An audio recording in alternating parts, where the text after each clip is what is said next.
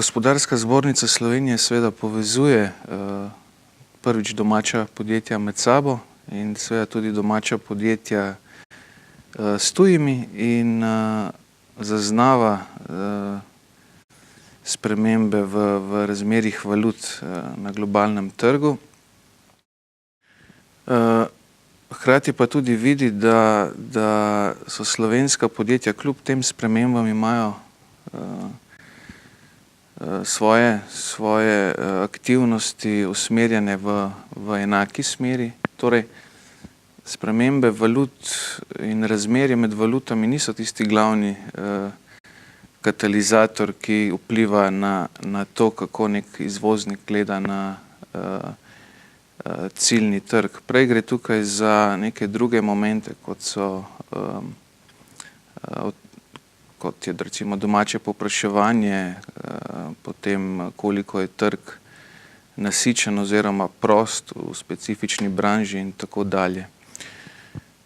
Kar se tiče Amerike, mi ne zaznavamo večjih sprememb v smislu interesa naših izvoznikov. Seveda se vsi zavedajo medvalutnih sprememb in to vpliva na ekonomičnost njihovih odločitev, vendar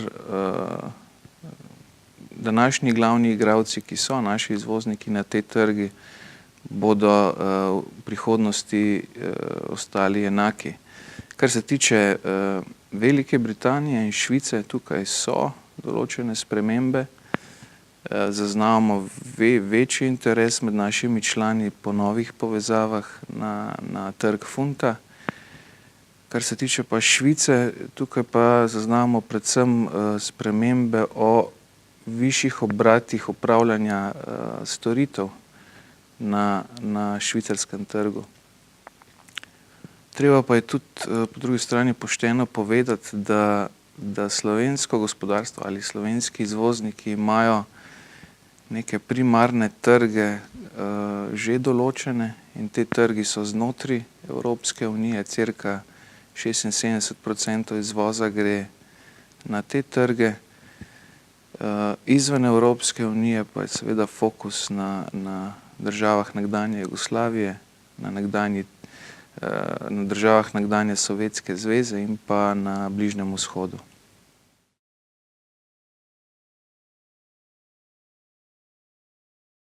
Podražitev uvoza seveda do določene mere vpliva tudi na tehnološko posodabljanje slovenskih podjetij, vendar ne v tem smislu, da bi le ta proces zaustavila, ampak ga samo časovno prilagodila oziroma prilagodila tudi orodja, s katerim se zaščitijo pri tem finančnem tveganju. Ker posodabljanje tehnološke opreme je en proces, ki je odvisen za vsako podjetje odvisen od relacij, ki jih ima z obstoječimi in potencialnimi kupci, strankami, in na ta proces seveda sprememba valute sicer vpliva, ampak ta proces ne more prekiniti. Kar se tiče tehnološkega posodabljanja podjetij, seveda obstajajo neka orodja, ki jih država nudi na tem področju. Podjetja nam povejo seveda, da bi rada, da so te postopki manj formalizirani in bolj učinkoviti, tako da ta del naloge recimo lahko država še bolje izpelje. Kar se pa tiče novih vstopov na svetovne trge ali pa nova pozicioniranja obstoječih izvoznikov na svetovne trge, tukaj država lahko nudi support skozi mrežo svojih predstavništev, ki jih ima po svetu. Določen del te zgodbe je seveda povezan z nekimi sistemskimi in zakonskimi vprašanji.